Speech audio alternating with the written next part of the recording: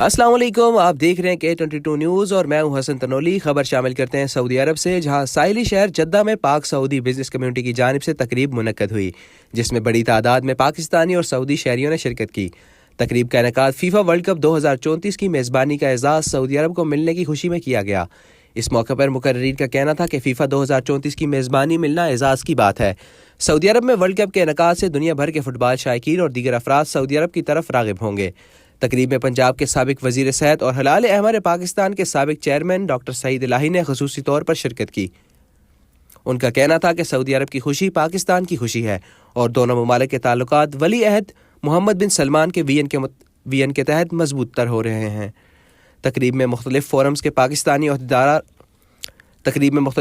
پاکستانی عہدیدار اور سماجی شخصیات شریک ہوئیں۔ سعودی مہمانوں نے اپنی تقاریر میں سعودی عرب کی ترقی اور عالمی سطح پر کامیابیوں کو سراہا۔ اس موقع پر میزبان عدیل ارائی نے تقریب میں شریک تمام افراد کا شکریہ ادا کیا۔ ان کا کہنا تھا کہ پاکستان اور سعودی عرب یک جان دو قالب ہیں۔ تقریب کے اختتام پر تمام مہمانوں کے لیے پرتکلف عشائیے کا اہتمام کیا گیا۔